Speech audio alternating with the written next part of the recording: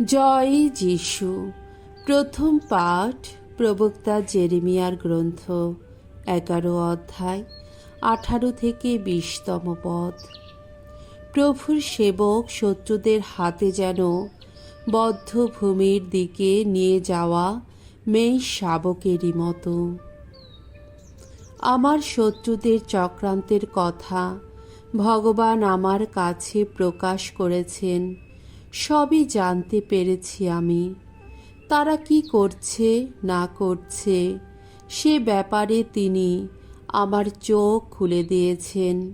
এতদিন আমি ছিলাম যেন বাধ্য কোনো মেষ শাবকেরই মতো, বদ্ধ ভূমির দিকে যাকে নিয়ে যাওয়া হচ্ছে। তারা যে আমার বিরুদ্ধে নানা ষড়যন্ত্র আঁটছিল, তখন তা আমার জানা ছিল না।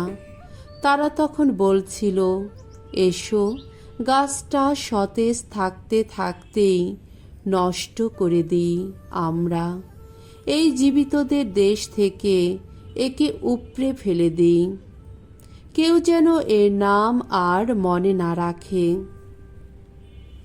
কিন্তু তুমি বিশ্বপতি ভগবান, তুমি তো ধর্মময় বিচারক। তুমি তো মানুষের মন প্রাণ যাচিয়ে দেখো। ওগো, এবার আমি যেন দেখতে পাই ওদের ওপর নেমে আসছে তোমার প্রতিশোধ।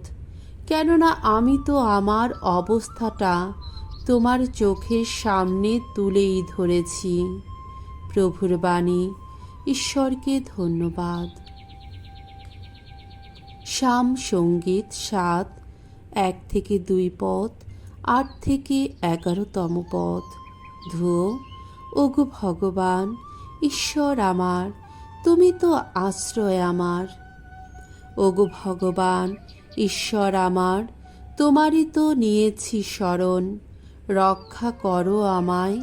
ওরা যে ধেয়ে আসছে, বাঁচাও আমায়।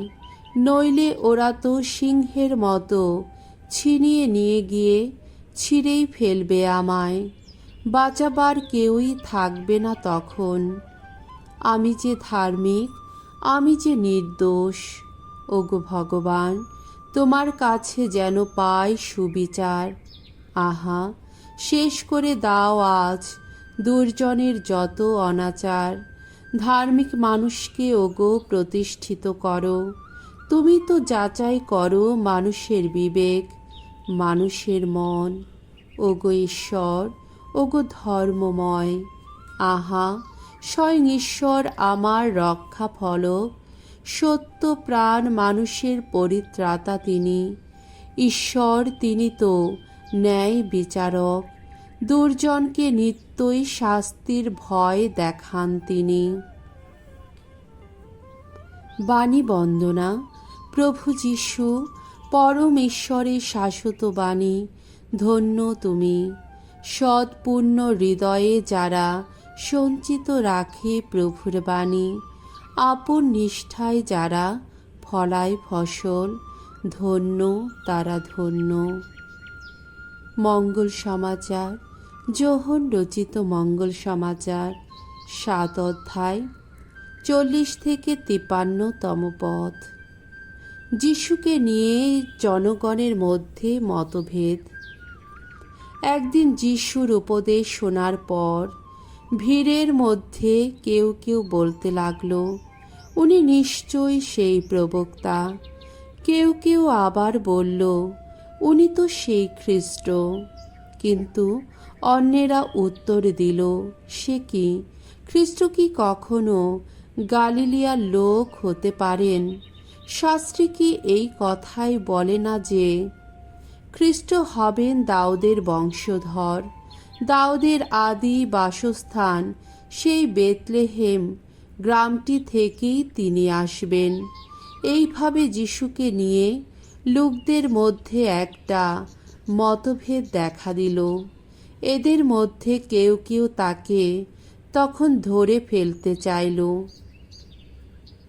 কিন্তু তবুও শেষ পর্যন্ত কেউই তার গায়ে হাত দিল না।